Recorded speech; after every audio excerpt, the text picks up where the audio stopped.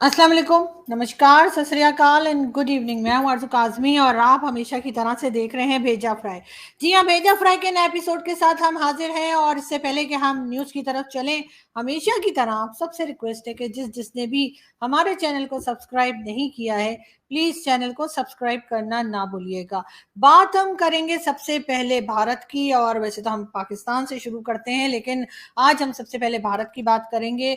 और भारत में एक मसला तो जी आप लोग जानते ही हैं कि टमाटर का चल ही रहा है, और कई लोग बहुत परेशान हैं, और बहुत से हमारे जो दोस्त हैं उनका ये मानना था कि जी टमाटर का बाइकआउट कर देना चाहिए। हालांकि जी टमाटर वाला बाइकआउट करने की चीज़ है, इतनी ज़बरदस्त सब्जी है, आप जानते हैं सैलेड भी बड़ी अच्छी बनती है, सालन और सब्जी के साथ बनाया जाए तो भी बहुत अच्छा लगता है।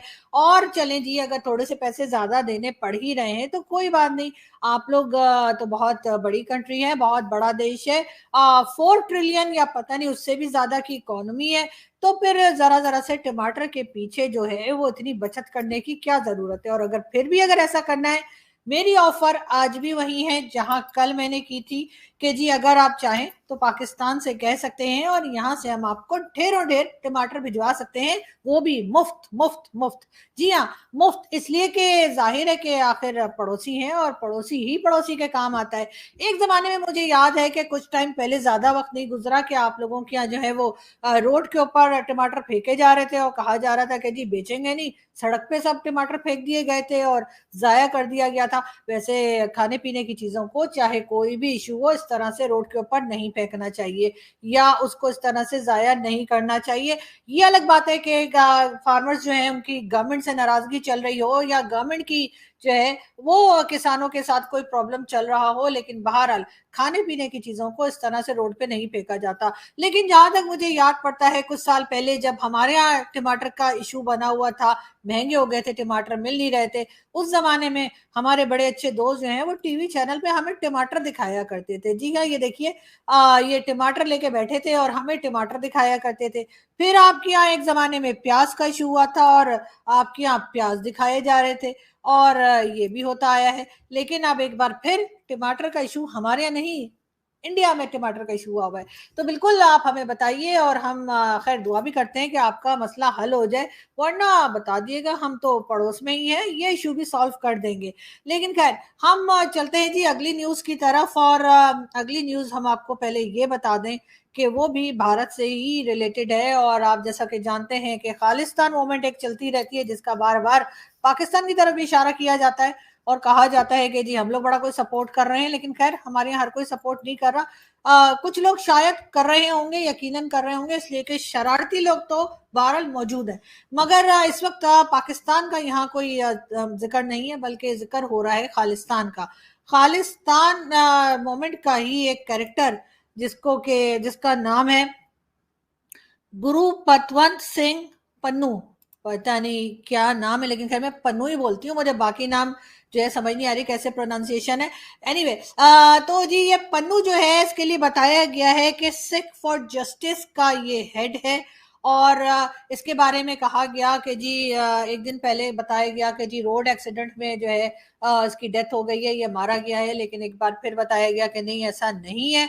और इसने कोई वीडियो भी रिलीज की है जिसमें इसने भारतीय गवर्नमेंट को जो है तड़ियां लगाई हैं और बताया है कि जी ये जिंदा है और ये अमेरिका में किसी जगह पर मौजूद है, छुपा हुआ है। खैर इसके लिए हमारे एक और इंडियन दोस्त आप सब जानते ही हैं, मेजर गौरव आर्य। जी हाँ, मेजर साहब ने भी वांटेड करके एक पोस्टर बनवाया है, $10,000 का इनाम रखा है।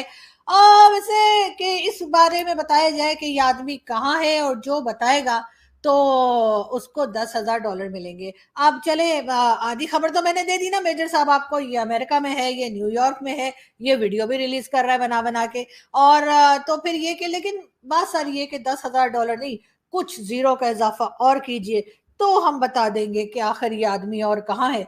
क्योंकि इसके पीछे तो जी 11 मुल्कों की पुलिस लगी हुई है, लेकिन इसकी खबर या तो सिर्फ हमें है या फिर शायद हमारे दोस्त रोहित शर्मा को हो, क्योंकि रोहित ने रात को भी एक वीडियो बनाई थी, रोहित ने सुबह को भी एक वीडियो बनाई थी, और रोहित शर्मा 4 बजे एक वीडियो के साथ फिर नाजिल होने सॉरी हाजिर होने वाले। तो जी देखते हैं रोहित क्या बताने वाले हैं हमें। आज सुबह हमने आपको बताया था कि गुरपतवंत सिंह पन्नू मारा नहीं गया है। वो उसके सारे मेन स्ट्रीम चैनल और सारे मीडिया चैनल्स और यूट्यूब चैनल भी ये बोल रहे थे कि वो मर चुका है एक एक्सीडेंट में। हमने बोला था नहीं, वो मरा नहीं है, कहीं चूहे की तरह छुपा हुआ है। और हमारी खबर सच निकली। उसने एक वीडियो बनाया, गुरपतवंत सिंह पन्नू ने वीडियो बना करके बताया है कि वो जिंदा है और उसने अपने कुछ प्लान्स भी उस वीडियो में बताए हैं। ये वीडियो यूएन के हेडक्वार्टर के सामने बनाया गया है और इस वीडियो की क्या असलियत है वो हम आपको बताएंगे 4:30 बजे। जी, तो खैर हमारी वीडियो जब तक आएगी, जब तक तो 4:30 से आगे का टाइम हो गया होगा। लेकिन आप देखना मत भूलिएगा कि आखिर रोहित शर्मा ऐसी कौन सी अंदर की खबर लेकर आ रहे हैं। तो बात फिर वहीं आ जाती है, जो मेजर साहब ने पोस्टर लगाया है तो बिल्कुल फटा पोस्टर निकला मेजर, और वो होना चाहिए। तो जी हाँ, बिल्कुल। तो मेजर साहब ने जो पोस्टर निकाला है और उनका कहना ये है कि जी $10,000 देंगे जो कोई बताएगा कि ये पन्नू जो है ये आखिर है कहाँ। अब जैसे ही हमें पता लगेगा हम बता देंगे। आधी खबर तो दे दी, तो इस हिसाब से $5,000 तो हमारे हुए और बाकी $5,000 मेजर साहब आप रोहित शर्मा को दे सकते हैं, क्योंकि 4 बजे बाकी की स्टोरी रोहित शर्मा बताने वाले हैं। ये और बात है कि पता रोहित को भी कुछ नहीं है, लेकिन कोई बात नहीं। होता है, हो सकता है सही खबर ही ले आए और रोहित का कोई भरोसा नहीं, इसलिए कि रोहित के जासूस कोने कोने में फैले हुए हैं और हम कोशिश कर रहे हैं कि ये पन्नू को पकड़ के इसकी चटनी बनाकर हम जो है वो इंडियन गवर्नमेंट के हवाले करें। लेकिन खैर देखते हैं क्या होता है। मगर इससे पहले कि मेरी ये बक सुन के आप लोग भागने लगे, मैं दूसरी न्यूज की तरफ चली जाती हूँ। और जी दूसरी न्यूज हमारे पास है इमरान खान साहब को लेके। इमरान खान साहब का कहना ये है कि उनकी जान खतरे में है, लेकिन साथ साथ ये भी बताया जा रहा है कि जी ये भी डिसाइड किया गया है भाई लोग की तरफ से कि इमरान खान के साथ वही किया जाएगा जो नवाज शरीफ साहब के साथ किया, यानी कि इमरान खान भी शायद अब जो इलेक्शंस आएंगे उसमें हिस्सा ना ले सके और इमरान खान को इलेक्शन से बाहर ही रखा जाए। साथ इमरान खान साहब का ये भी कहना है कि उनकी जान को खतरा है और एक बार जो है उनके ऊपर, उनके हेलीकॉप्टर के ऊपर भी हमला किया गया। खान साहब से खुद सुन लेते हैं। महमूद खान ने बताया स्वाबी के अंदर मेरा हेलीकॉप्टर जलसे के लिए लैंड कर रहा था, वहां रॉकेट लॉन्चर लेके आदमी खड़ा था, बाल बच के वहां वो नहीं हुआ। देखें जी, ये हाल है। यानी कि खान साहब का कहना ये है कि ये होता है जी, रॉकेट लॉन्चर जो लेकर इमरान खान साहब के बकौल उनके हेलीकॉप्टर के ऊपर निशाना लगाया जा रहा था। लेकिन सर अगर ये काम हमारी एजेंसीज और हमारी जो है वो कहना चाहिए आईएसआई या फौज कर रही होती तो सर हम तो गुलेल से भी हेलीकॉप्टर गिरा लेते। आपको यकीन नहीं तो आप खुद सुन लीजिए। यहाँ पर ब्रस्ट मारा, फिर मेरे पैर में 2 जगह पे मारा। मैं देख रहा हूँ कि धुआं निकल रहा है, लेकिन उस गोली की पीड़ा को चुपचाप पड़ा सहता रहा। तब मुझे लगा यार अब नहीं बचूंगा। लेकिन कहते हैं कि जाको राखे साईं मार सके ना कोई। जब उसने गोली चलाई तो यहाँ पर पर्स में 5-5 रुपए के कुछ सिक्के भी थे। जब गोली जाकर के सिक्कों पे टकराई तब मेरे पास एक हैंड ग्रेनेड था, मैंने उसको पिन निकाली और उसको ऊपर। फुरकान साहब, ये बात है तकरीबन सन 2014 की, जब योगंडा के हालात बहुत ख़राब थे तो अफसरों ने मेरा ट्रांसफ़र योगंडा कर दिया।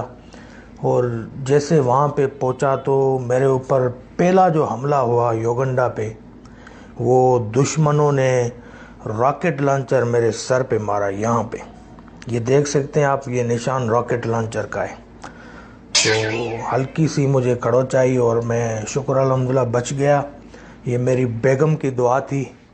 और उसके बाद जी मेरे ऊपर हमले होते रहे करीबन 1 साल के अंदर 5000 मेरे ऊपर हमले हुए। एक मर्तबा अपना हेलीकॉप्टर की मदद से दुश्मनों ने मेरे ऊपर शेलिंग करवाई और शेलिंग करवा के मेरे ऊपर पूरा एक मिसाइल ठोक दिया। तो उस वक़्त मेरी जो गन थी उसकी मैगज़ीन बिल्कुल एक भी उसमें नहीं थी, अपना पूरी मैगज़ीन ख़त्म थी। तो मैंने जेब से गलोल निकाली और हेलीकॉप्टर का निशाना लिया। निशाना लेके खींच के ऐसे ही छोड़ा हेलीकॉप्टर नीचे।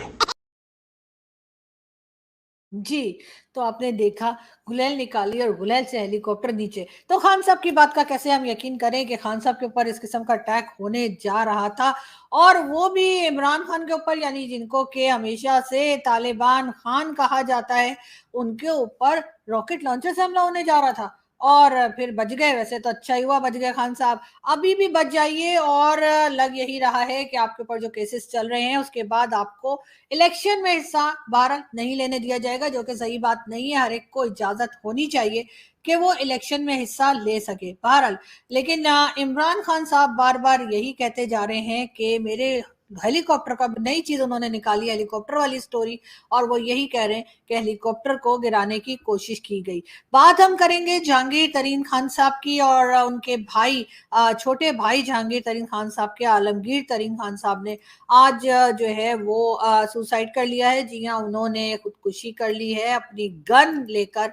और ये जी जो लोग क्रिकेट देखते हैं और पीएसएल के मैचेस देखते हैं, तो जी मुल्तान सुल्तान के ये मालिक भी थे।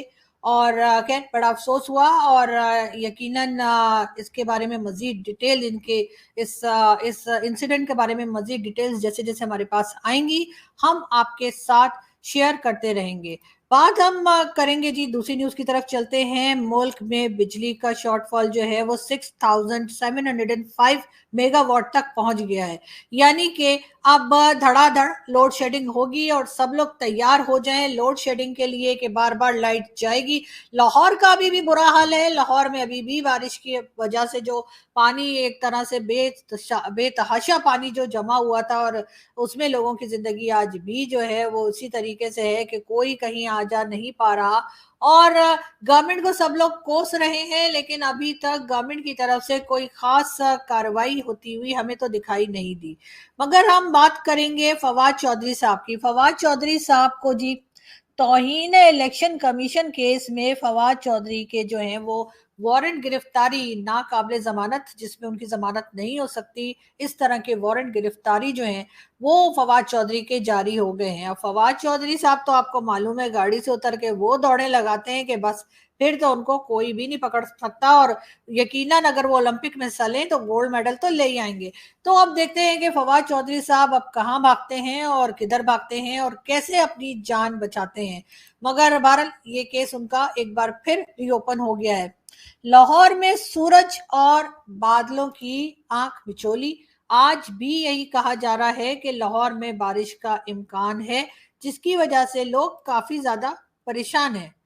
बात हम करेंगे एक बार फिर एससीओ मीटिंग की, और कहा यह गया कि जी एससीओ मीटिंग में डॉलर से जान छुड़ाएं, तिजारत कौमी करेंसी में करें। ये कहना है जी ईरान का कि जी डॉलर को छोड़कर और जो लोकल करेंसी है, जो अपनी अपनी कंट्री की करेंसी है, उसी में ट्रेड की जाए, उसी में खरीदो फरोख्त की जाए। अब पता नहीं इसके ऊपर लोग मानेंगे या नहीं मानेंगे, लेकिन बहरहाल ईरान की तरफ से ये एक एडवाइस आई है। अब उसके ऊपर कहाँ तक कोई सुनता है ये तो वक्त ही बताएगा। भारत की जानिब से पानी छोड़े जाने पर सैलाब का खदशा। जी हाँ, अभी क्योंकि बहुत ज्यादा बारिशें हो रही हैं और जब भी ज्यादा बारिशें होती हैं तो फिर इंडिया की तरफ से भी गेट्स खोल दिए जाते हैं, स्पिलवे खोल दिए जाते हैं, जिसकी वजह से वहां का जो पानी होता है भारत का वो भी यहाँ आ जाता है। लेकिन बहरहाल बता के खोला जाता है, इन्फॉर्म किया जाता है, ऐसा नहीं होता कि बगैर इन्फॉर्म किए हो जाए। लेकिन बहरहाल एक डर लाहौर के लोगों को ये भी है कि भारत की तरफ से मजीद पानी आने का खतरा है, जिसकी वजह से मजीद लोगों का नुकसान हो सकता है। मगर अगर यही गवर्नमेंट, हमारी जो भी गवर्नमेंट आती रही है और गवर्नमेंट चलती रही है और स्टैब्लिशमेंट, और चाहे जो लोग भी मुल्क को चलाते रहे, अगर उन्होंने डैम बनाए होते तो शायद आज ये मसला पाकिस्तान को ना देखना पड़ता। लेकिन अनफॉर्चुनेटली इमरान खान भी आए तो उन्होंने डैम डैम का गाना जरूर गाया, और साकिब निसार साहब ने भी, यानी डैम वाले बाबा कहलाते हैं, उन्होंने भी डैम डैम जरूर किया, मगर उन्होंने डैम के ऊपर काम कोई नहीं किया। और यही वजह है कि एक बार फिर बेतहाशा बारिशें हो रही हैं और पानी से पूरा का पूरा शहर तकरीबन जो है पानी के नीचे जाता चला जा रहा है लाहौर। और लोगों के पास कोई तरीका नहीं है कि अपने आप को कैसे बचाएं। मगर खैर गवर्नमेंट कुछ करती है या नहीं हम आपको बताते रहेंगे।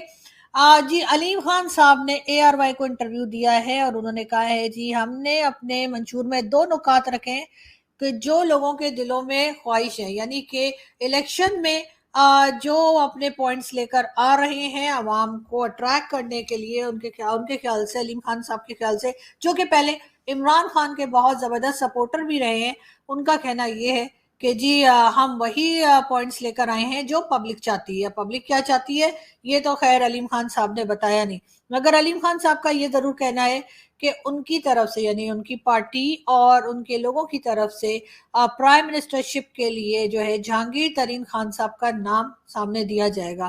खैर नाम देने से तो कुछ होता नहीं है, और मगर ये कि जहांगीर खान साहब को मुश्किल लग रहा है कि प्राइम मिनिस्टरशिप मिले, क्योंकि इस वक्त नवाज शरीफ साहब की कुर्सी काफी मजबूत नजर आ रही है, और जिस तरह से वो सऊदी अरब गए हैं और सऊदी अरब में जाके वो बातचीत कर रहे हैं, उससे लग यही रहा है कि अगली बारी फिर नवाज शरीफ की होगी एज अ प्राइम मिनिस्टर। और जैसा हमने आपको पहले बताया कि as a president Asif Ali Zardari, foreign minister Bilawal Bhutto Zardari, तो बस ये आपस में ही खेलेंगे। और इमरान खान साहब को फिलहाल इस गेम से आउट होता हुआ हमें दिख रहे हैं खान साहब, क्योंकि उनके साथ बिल्कुल वही होने जा रहा है जो नवाज शरीफ साहब के साथ 2018 में हुआ था, यानी उनको डिस्क्वालीफाई करके और कह दिया गया था कि वो इलेक्शन में हिस्सा नहीं ले सकते, और यही कुछ अब इमरान खान साहब के साथ भी होता हुआ दिखाई दे रहा है। लेकिन बहरहाल देखते हैं हम कि ये चीज आगे कैसे बढ़ती है और कहाँ तक जो है वो इमरान खान साहब इस बारे में लड़ते हैं और कोशिश करते हैं कि जी उनको इलेक्शन में हिस्सा लेने दिया जाए। आपके हस्बैंड को अरेस्ट कर लिया तो कर लिया, तो मैं क्या करूं? Why you are asking me question over and over over? American citizen है हम, देख लेंगे। आज आप लोगों को पता नहीं था कि यहाँ पे पता था, हमें पता है, प्रोटेस्ट करना हमारा राइट है। अभी Nobody can stop us. जी ये साहिबाथीन जो प्रोटेस्ट कर रही थी कुछ टाइम पहले जमान पार्क इमरान खान के घर के बाहर, और उनका कहना है कि जी प्रोटेस्ट करना हमारा हक है, लेकिन वो इस बात पे बड़ी खुश थी, उनके हस्बैंड को अरेस्ट कर लिया और कहीं कोई इशू नहीं है। मगर इस वक्त इमरान खान के सपोर्टर्स जो हैं वो दिखना बंद हो गए, और बहुत ज्यादा लोग हमें दिखाई नहीं दे रहे जो कि इमरान खान के साथ खड़े हों या ये कहें कि जी इमरान खान के हक में हम बाहर निकलेंगे या शोर मचाएंगे। प्रोटेस्ट जो पहले चला करते थे, ऐसा कुछ भी होता हुआ दिखाई नहीं दे रहा। इस वक्त इमरान खान काफी अकेले दिखाई दे रहे हैं, लेकिन ये टाइम भी गुजर जाएगा, क्योंकि कोई गवर्नमेंट भी हमेशा के लिए नहीं आती, और जो पहले गई होती है उसी को बार बार लाया जाता है। तो इसलिए इमरान खान साहब को थोड़ा हौसला दिखाना होगा। लो जी ईद आ रही है तो मौलवी साहब भी लाए बेगम की शॉपिंग वास्ते। बेगम की आ गया एक सूट पसंद, तो उसी तो पाओ पहला सीधे बैग घरों लैके आए, बैग फॉर लाइफ। तो बेगम और कोई सूट पसंद कर रही है, कोई और ले बेगम, अगर मैं इतकाफ बह जाना फिर टाइम नहीं लगना। अच्छा ये भी ले लीजिए, इसी भी सेट हो बैगेज है, सीधा अंदर मौलवी ने पाया लास्कट। चलो जी बस बस बहुत हो गया, चल चलिए नमाज में टाइम हो रहा जी। और ये देखो ये मुल्ला साहब जो कि ईद की शॉपिंग करते हुए दिखाई दिए, और जिस तरह से शॉपिंग कर रहे थे तो यकीनन पैसा तो कोई खर्च हुआ नहीं होगा, फ्री में ही सारे काम उनके यकीनन हो गए होंगे। लेकिन खैर हम एक बार फिर जो है वो न्यूज की तरफ ही चलते हैं। खैर ये भी न्यूज ही थी, लेकिन बहरहाल हम थोड़ा सीरियस न्यूज की तरफ एक बार फिर चलते हैं। और मरियम औरंगजेब जो कि स्पोक्स पर्सन है PMLN की, उनका कहना है कि जी पिछले 1 साल से इत्तेहादी हुकूमत मुल्क की माशी तबाही, बदहाली, बेरोजगारी, लोड शेडिंग और दहशत गर्दी खत्म करने की कोशिश कर रही है। जी हाँ, ये कहना है मरियम औरंगजेब का कि पिछले 1 साल से जो इस वक्त की गवर्नमेंट है वो जी कोशिश कर रही है कि लोड शेडिंग और दहशत गर्दी यानी टेररिज्म और गुर्बत और कई दूसरी चीजें, उन्होंने कहा इकोनॉमी को उन्होंने कहा कि स्टेबल करने की कोशिश कर रही है। लेकिन मैडम हमें तो कुछ दिखाई दिया नहीं, ना तो आप लोग कोई खास ऑपरेशन लॉन्च किए हैं टेररिस्ट को अटैक करके काउंटर करने के लिए या अरेस्ट करने के लिए या खत्म करने के लिए, और ना ही इकोनॉमी में आपने कोई खास काम करते हुए हमें दिखाई दिए कि ट्रेड ओपन हो रही हो या कुछ। हाँ अलबत्ता पैसा मांगते हुए जरूर दिखे, और पैसा मांगते हुए तो हमारे हर हुक्मरान पैसा मांगता है, और पैसा मांगते मांगते आता है, और पैसा मांगते मांगते ही गवर्नमेंट गिरने तक चला जाता है। और वही काम आप लोग भी करते दिखाई दे रहे हैं। तो क्या ही अच्छा होता अगर आप थोड़ा सा हमें ये भी दिखाई देता कि आप लोग जो है वो कुछ बिजनेस स्टार्ट कर रहे हैं, खुद कमाने की कोशिश कर रहे हैं, और ऐसा होता हुआ हमें दिखाई नहीं दे रहा, अनफॉर्चुनेटली दिखाई नहीं दे रहा। कुछ नहीं तो भारत से ही कुछ सीख लीजिए। उनकी इकोनॉमी जो आगे बढ़ी है वो पैसा मांगने की वजह से नहीं, पैसा कमाने की वजह से बढ़ी है। जब तक आप पैसा मांग मांग के मुल्क चलाते रहेंगे, हाल यही रहेगा।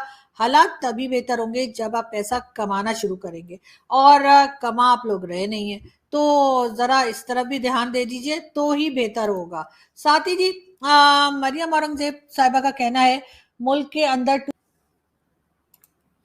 जी मरियम औरंगजेब का ये भी कहना है कि जी मुल्क के अंदर 2013 से 2017 तक 14,000 मेगावाट बिजली पैदा की, दहशतगर्दी खत्म की, मुल्क की तारीख की सबसे बड़ी दहशतगर्दी के खात्मे के ऑपरेशंस शुरू किए। बिल्कुल जी, इनका ये कहना है, लेकिन इनमें से कोई चीज भी होती हुई कम से कम हमें तो नजर नहीं आई। कौन से आपने ऑपरेशंस किए हैं, सबसे बड़े ऑपरेशंस जिसकी आप बात कर रही हैं? और लोड शेडिंग तो मैडम अभी भी हो रही है, इकोनॉमी तो अभी भी खराब है। तो जरा सा अगर आप एक्सप्लेन कर देती कि ये कौन से प्रोजेक्ट्स हैं जिनका आप जिक्र कर रही हैं, जो हमारे जैसे लोगों को जो बैठे हैं मीडिया में और देख रहे हैं उनको दिखाई नहीं दे रहे, और लेकिन आप बता रही हैं तो यकीनन किए ही होंगे। अब हम आपको चैलेंज कैसे फेंकें, जाहिर है आप गवर्नमेंट में। लेकिन बहरहाल अच्छा होता अगर आप इकोनॉमी पे भी काम करते। और ये जो आपने बात की टेररिज्म की, तो उसके लिए तो पहले पकड़िए ना आप हाफिज सईद को। तो आपने ऐसे मतलब दामाद की तरह रखा हुआ है, तो हाफिज सईद और मसूद अजहर और साथ साथ दाऊद इब्राहिम और न जाने कितने दूसरे नाम है, उनको जरा सही से सजा दीजिए, उनको सामने लाइए, पता लगे कि ये लोग अरेस्ट हुए हैं, ना कि उनको आपने उनके घरों में ही रखा हुआ है और लोगों को यही कहा जा रहा है कि जी अरेस्ट कर लिया, लेकिन एफएटीएफ वाले ज्यादा दिन मामू बनने वाले नहीं है। तो इसलिए कोशिश कीजिए कि सच बोलिए, और अपने आप को जो है इस तरह के इल्जामात से निकालने के लिए सचमुच इन चीज़ों के ऊपर काम करें। बहरहाल यहाँ से हम चलते हैं और आपसे मुलाकात होगी नेक्स्ट वीडियो में। अपना बहुत सारा ख्याल रखिएगा, हंसते रहिए, मुस्कुराते रहिए, और हमारे चैनल को सब्सक्राइब करना ना भूलिए। Thank you.